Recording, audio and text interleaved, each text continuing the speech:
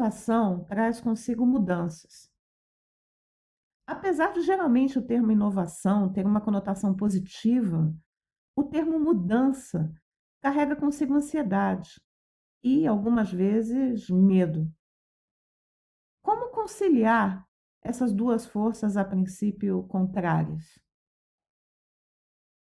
Exploremos agora alguns aspectos dessa questão. Em primeiro lugar, se o medo de mudança for maior que o desejo de inovar, a inovação certamente não ocorrerá.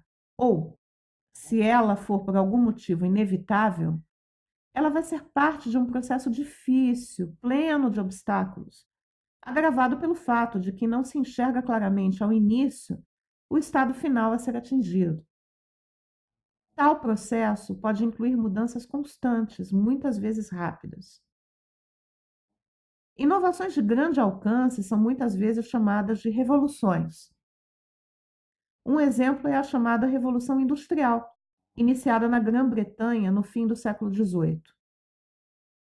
O trigger, ou gatilho para essa revolução, foi a criação do motor a vapor, que permitiu a criação de vários outros itens inovadores, tais como o trem a vapor, a tecelagem automatizada, navios a vapor. Essas inovações adicionais proporcionaram a mudança de processos produtivos. A automatização de tarefas manuais gerou uma série de impactos sociais. Alguns positivos, como o aumento de produtividade, mas muitos inicialmente negativos. Como as máquinas a vapor podiam trabalhar quase que ininterruptamente, os operários eram demandados a acompanhar este ritmo, dedicando mais horas ao trabalho do que antes. O trem, conjuntamente com as linhas férreas, reduziu distâncias, mas impactou fortemente os meios de transporte mais lentos, como os que dependiam de cavalos e barcas fluviais. O ponto aqui é: uma inovação pode gerar impactos muito mais amplos do que previstos originalmente.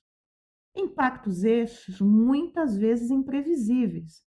E as mudanças geradas podem causar grande ansiedade em boa parte das pessoas diretamente afetadas. Hoje, vivemos a revolução da informação ou revolução tecnológica.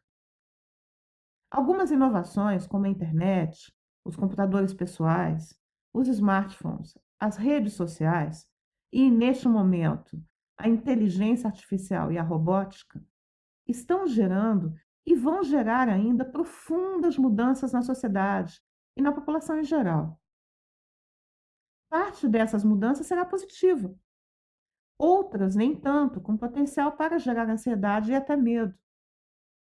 O que se pode fazer para inovar e, ao mesmo tempo, minimizar eventuais impactos negativos e, consequentemente, diminuir o medo que as inovações podem provocar?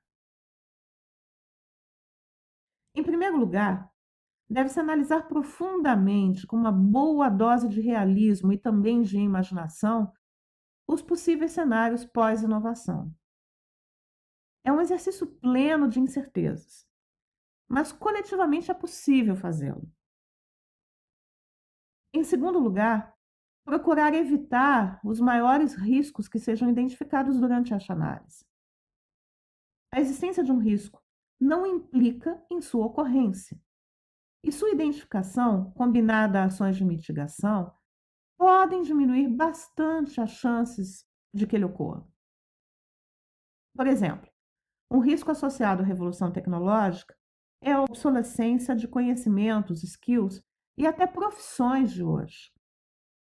Uma ação de mitigação é a educação, a reciclagem de conhecimentos de forma proativa, visando uma melhor preparação das pessoas para o período pós-inovação.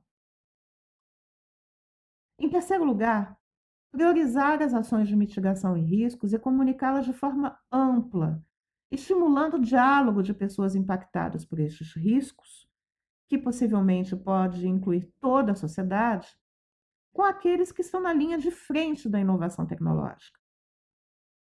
Só uma análise séria, seguida de um amplo diálogo e implementação de ações de mitigação, poderão minimizar o medo e a ansiedade provocados por inovações de longo alcance. No nosso próximo vídeo, falaremos sobre um termo muito em voga atualmente: a inovação disruptiva. Até lá!